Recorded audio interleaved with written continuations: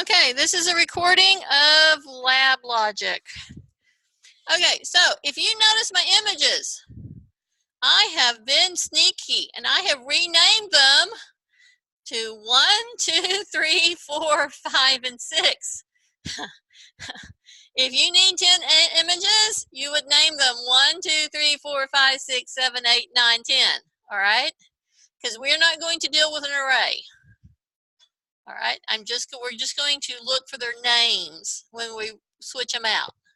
Okay, so your part of the lab is to go find your images. It helps if they're the same size. It looks better. Okay, so if you get them the same proportion, it's going to look a lot better. It doesn't have to be, but usually when you go in, if you're downloading them from like Flickr, Creative Commons or whatever, they're going to have different download settings. Just get them all the same download size. Okay, so you're going to need some images. We're going to need a new one, which is going to go, I'm just going to name it Lab Logic. You would name yours whatever lab it's going to be. Okay, we make a basic file.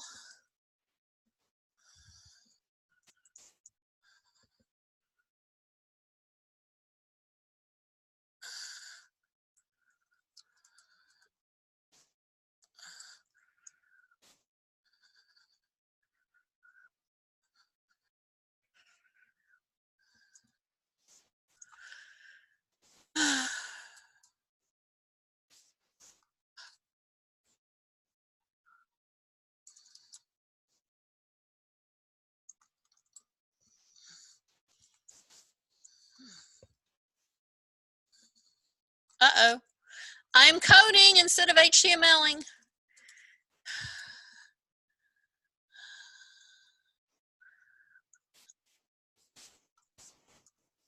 All right. Now, you're going to make yours, let's name it something else. Let's go California travel. Now, you will have a different title here based upon the type of pictures you gather. You may not use my pictures. Okay, and we're going to have you can use screenshots from games. That is fine. Just 10 pictures. Yeah, that's your job, is to find 10 pictures. No, well, I would recommend that they have some type of theme going through them. If nothing else, pictures I took on Tuesday, you know. Trying out my new camera pics or whatever it is that you want to do. You know, movies I have liked. It can be pretty wide ranging. What we're doing is a rotating image. Okay, so that's basically what we're doing. You have to add some content about why you're doing it. I don't go into that here. We're just going to have a little bit of filler here. And then I'm just going to go into my trip to California.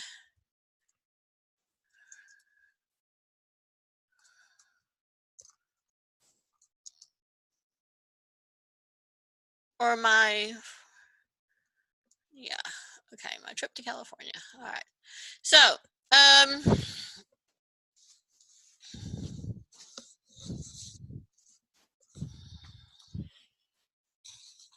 right. So what I normally do is I try to think up what I'm going to need. So what I want to do up here, and I'm just going to do little comments. I'm going to need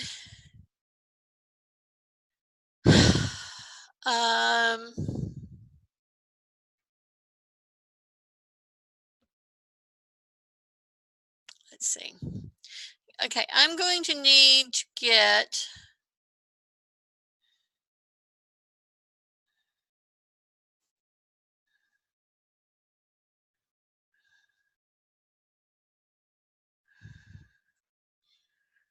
okay.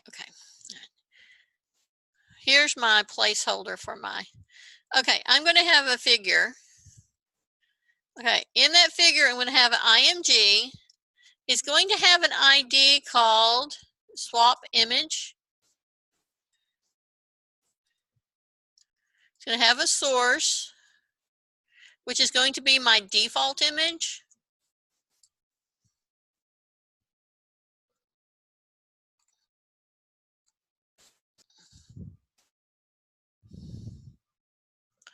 Alt is going to be trip images. And I'll turn off my figure. Okay. Then down here, I'm going to have a paragraph with information about my theme or content or images. What is this page? Oh, what in the world? I did a shortcut and didn't mean to do one. Is this page about? All right, and you'll need some type of layout. Probably just float the image to the left or something and you should be good. All right. So, all right. So I got me a P. I turned my body off. I turned my HTML off. All right. So the ID is swap image, right? So if we were going to do swap image up here, I need to output my image to swap image. Okay. That's going to be one thing. That's going to be the last thing I need to do. The next thing I'm going to need to do is, okay, I'm going to need a random number to randomly pick which image.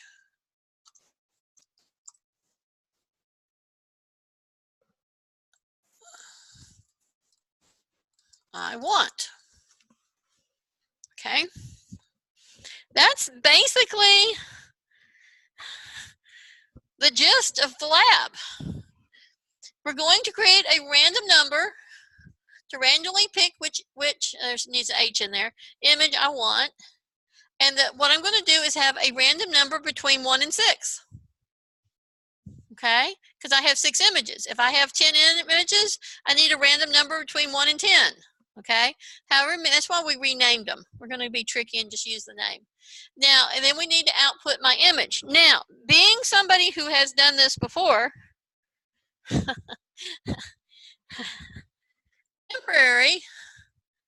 temporary output on what number I'm on, what random number I picked.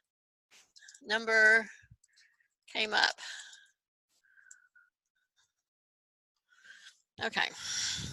Why would I want to know if my random number generator is working?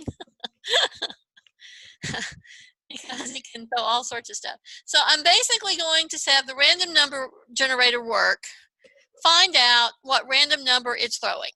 Okay, that makes sure my random number generator logic's working. Okay, so to do this, I need to output it somewhere. And what I'm going to do is go down here and do another P down here at the very bottom. I'm going to put ID equal check. And this is, I'm going to get rid of this later. So I'm going to ID equal check. And the ID I'm going to do is use came up to check. All right. Okay. So random number to randomly pick which image I want. Temporary output on what random number came up to check. Output on my image to swap image. Okay, and I'm going to need somewhere in here event to trigger. Trigger my function. Okay. You can. That's a valid way of doing it. Okay. If you want to change it up, the logic that and to be a little bit more challenged and have it happen, so it doesn't happen on interval, it happens on when you mouse over. That's fine. Okay. You could do it on a button click. So every time you click the button, The image changed? Yeah, a next and a previous if you wanted to. Now, the only problem with that is what happens when you run under or over. Okay? You have to do some conditionals in there. If it's less than 0, you're going to go back to 6 or something. Okay? So that gets a little bit trickier code, but if y'all want to get more advanced on this, you're welcome to do that as long as it works. Okay? I want your images to swap out. I am going to use two things. I'm going to use the load the page, or I'm going to use an interval timer. Okay? So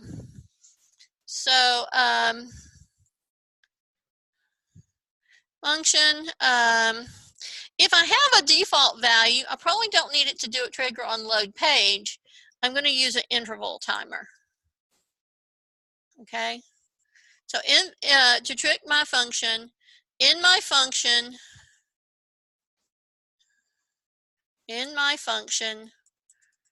is all of these. All right? So I'm going to tab them over. Okay, so that's in my function. All right. So, and I'm going to call my function by the interval timer. All right, so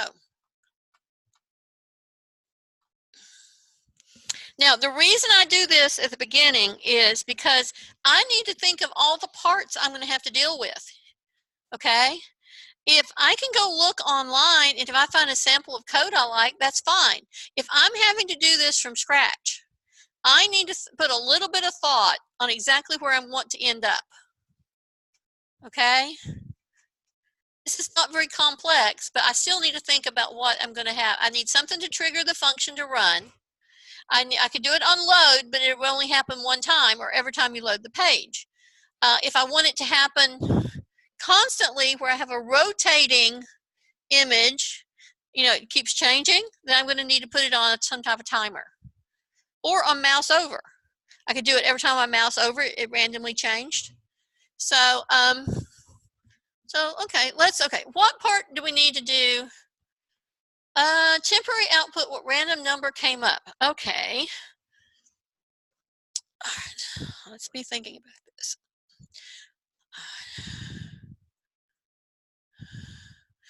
To start off with, I'm probably going to do something very simple. I'm just going to put a button down here. And I'm going to trigger my change on button. Button type equal button on click equal what it's going to do is call my image random.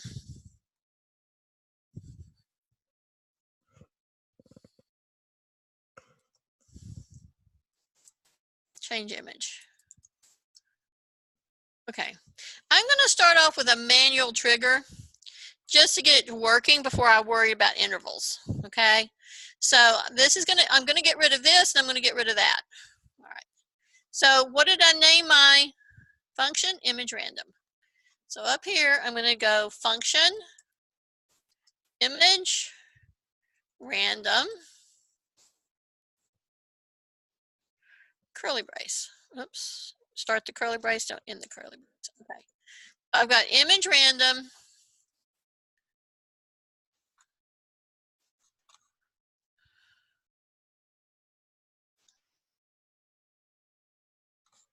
come on, catch the edge there. All right, image random. So if I click it, I need to document get element by ID. I'm going to do check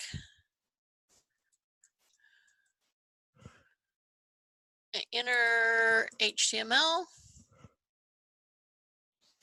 equal random number.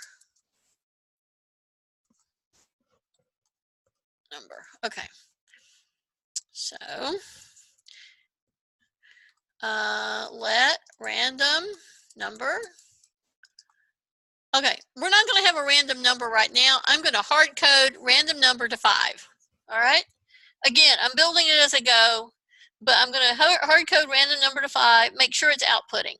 So let's go document by ID check. Let's see if I can get a 5 when I go to this. Let me go look at my page.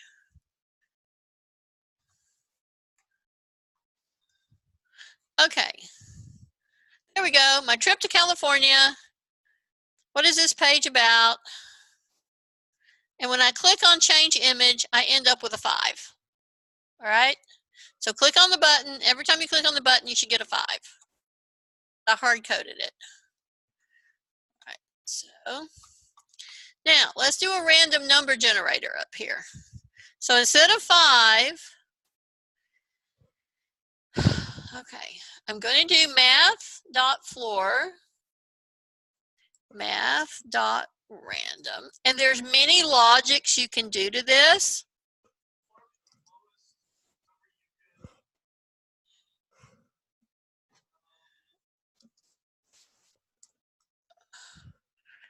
Okay, I'm going to tell you why my logic was this way. I used to do ActionScript all the time, and for some reason, it was a variation of JavaScript, and I always did this. Okay, there you can do random, you can do seal. Math is a whole set of math things you can do. Okay, rounding is one of the math things. It has predefined for you. We don't have to define these. I have floor, round, and seal. They all do the same thing. They do rounding. If I do round, if it's at 0.5, if it's less than 0.5, it goes down to the previous whole number. If it's greater than 0.5, it goes above. Okay? If I do floor, no matter what fraction it is, it always drops back to the previous. So if I have 4.5, it's going to be a 4. If I have a 4.3, it's going to be a 4. If I have a 4.9, it's going to be a 4. Okay. If I go seal, it goes the other way. That means sealing. So if I have a 4.2, it's going to be 5. 4.9 is going to round up to 5. Yeah, well, it's because you're dealing with a lot of fractions here, and we need a whole number. Because I don't want an image that's 4.286 image. Okay, that makes no sense. So I want number 1, number 2, number 3. Okay. So what math random does is give you a fraction between 0 and 1. Okay? So I'm going to come in a fraction. I'm going to multiply that fraction times 6. So what is 0 times 6? 0. So that's why I have to add the plus 1. Okay, so I add the plus 1 to it, which is going to give us a range of 1 to 6. Because what's 6 times 1? 6. That's going to give me a number range between 1 and 6. If I needed a number range between 0 and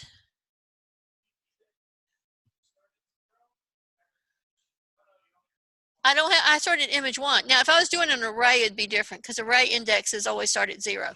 But when I am doing, I manually numbered them 1, 2, 3, 4, 5, 6.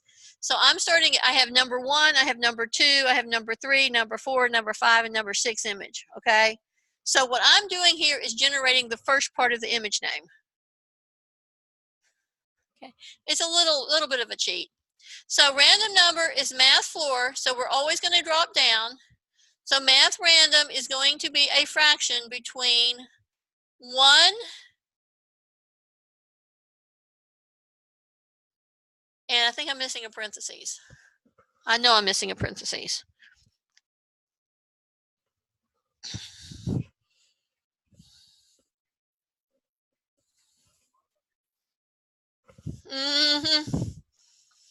No, you're right.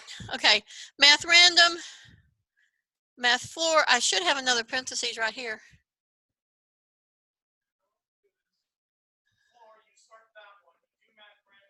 Yeah. Yeah, with a plus 1.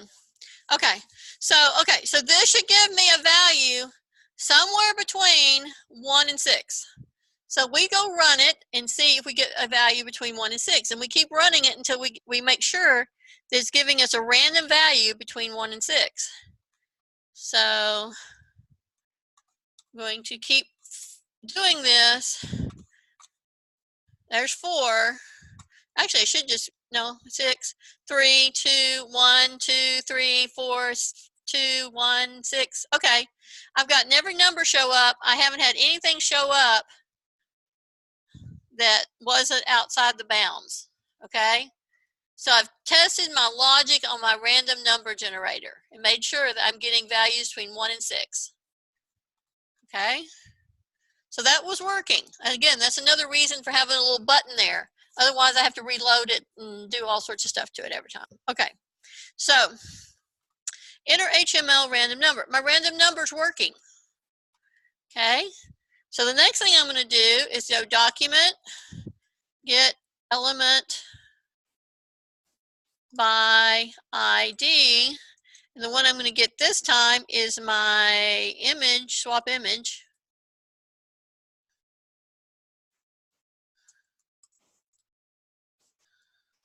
Dot enter HTML equals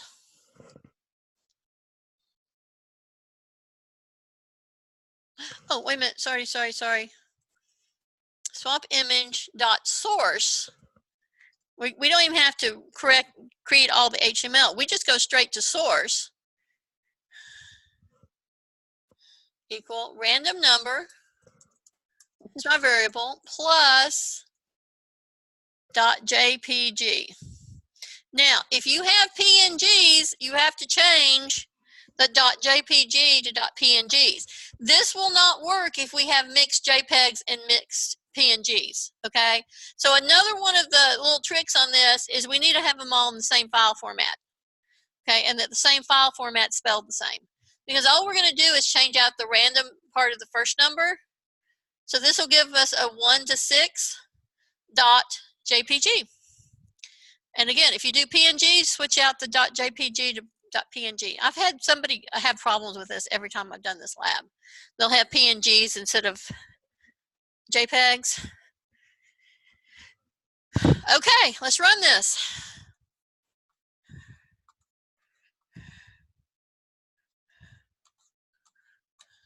Refresh, so it catches the new code.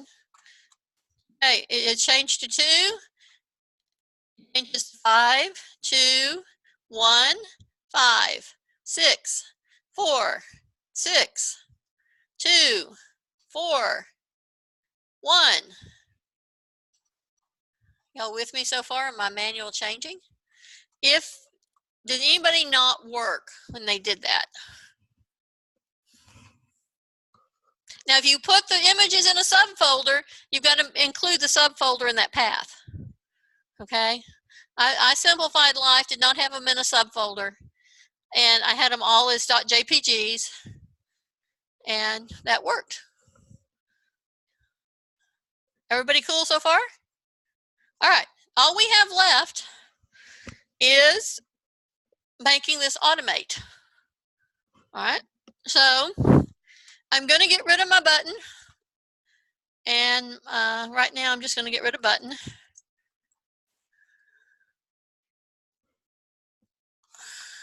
I'm going to comment it out because who knows, I might need it for later, but I'm going to get rid of my button. I'm going to come up here and I'm going to need to add an interval. Now intervals, I had to go look this up, and what you do on the interval is let my, what do we want to call this? I don't want to call it int, timer. Okay, my timer equal set interval, and this is part of the language. So set interval image random, and we don't have to put the parentheses in there. And we set how long we want it to run. Now, 1,000 is basically a second because this is in milliseconds, okay? So if I wanted to run longer, let's say I wanted to run 3 seconds, I could put a 3 in there, okay? So this timer should automatically kick in and start running this function. Okay, if we've done it correctly. You run this. It's working.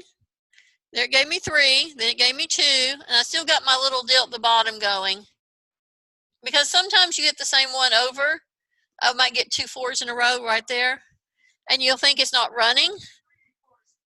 Yeah, now it jumped to 6. This is just like a very random change out of images. Okay. To get full credit, you'll need to use other images, and you'll need to have a purpose of the site, a couple paragraphs. And maybe put the images on one side and the content on the other. Float the image to the left, maybe.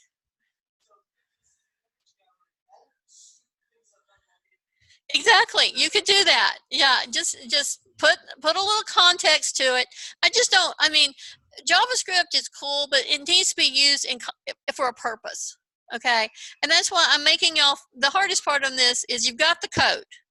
Okay, the code should be working. Take this code, rename your own images, drop them in there, and as long as they've got the right file extension, they'll work just like my images. Okay, then you just change up HTML to reflect whatever your topic is. Okay, so that's it on the lab. Have fun. Get rid of the counter. I do request you get rid of the comment this out so it quits running the counter at the bottom. But no, sorry, that was the wrong one. It's the one above. Okay, so we don't see the number, but it's a JavaScript lab. Now, on your project, I request you put some JavaScript. It does not have to be fancy JavaScript.